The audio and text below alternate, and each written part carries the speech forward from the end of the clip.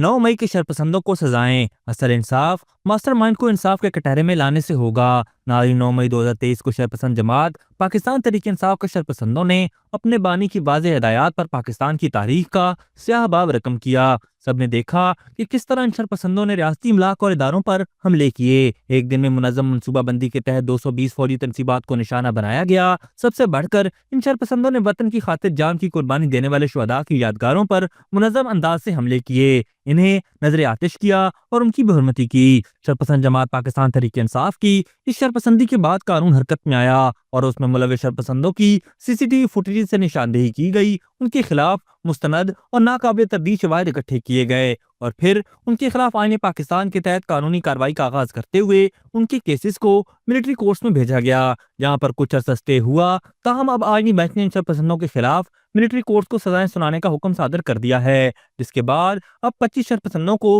उनकी शरपसंदी की सजा मिल चुकी है। गो के सजा को देने में देर की गई और इस दौरान कमजोर निजाम इंसाफ की वजह से शरपसंदी के बहुत सारे वाकयात हुए। इनमें सबसे बड़ा वाकया 26 नवंबर को रूनुमा हुआ। अगर ये सजाओं का अमल ठीक वक्त पर शुरू होता तो उन्हें बहुत पहले सजाएं दी जाती, तो 9 मई और 26 नवंबर तक के शरपसंदी के वाकयात रूनुमा न होते। 9 मई का स्याबाब रकम करने वाले शरपसंदों की सजाओं पर शरपसंद जमात पाकिस्तान तहरीक इंसाफ और उसके बानी की जानिब से जो रद्द अमल सामने आया उसकी तवक्को पहले से की जा रही थी। ताहम काबिल गौर बात यह है कि पहले तो ये कहते थे कि 9 मई के वाकयात में हमारा कोई कारकुन मुलविस नहीं और अगर कोई है तो उसे आइन और कानून के मुताबिक सजा दी जाए, और अब जब सजाएं दी जा रही हैं तो उनका वावेला समझ से बालातर है। बानी पाकिस्तान तहरीक इंसाफ का ये इल्जाम भी शवाहिद के बगैर है कि 9 मई की सीसीटीवी फुटेजेस गायब की गई। उससे पूछा जाए कि सीसीटीवी फुटेजेस तो मौजूद हैं, क्या उसने देखा नहीं कि उसका भांजा हसन न्याजी किस तरह पाक फौज की वर्दी की तौहीन कर रहा है? क्या उसने नहीं देखा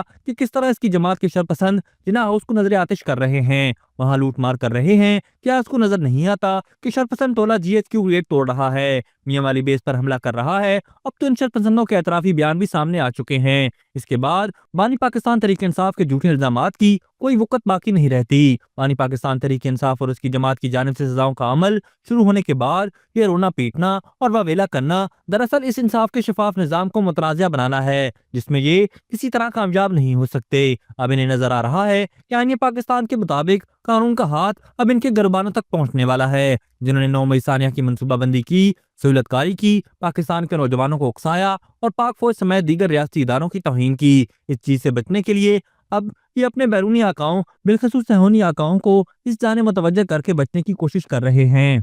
अभी तक के लिए सिर्फ इतना ही। मजीद दिलचस्प और ताज़ा तरीन खबरों से आगाह रहने के लिए हमारे चैनल इस्लामाबाद इंसाइडर को सब्सक्राइब करना मत भूलिए। और अगर हमारी ये वीडियो आपको अच्छी लगी है तो इसे लाइक कर दें और अपनी कीमती राय का इजहार नीचे दिए गए कमेंट सेक्शन में ज़रूर करें।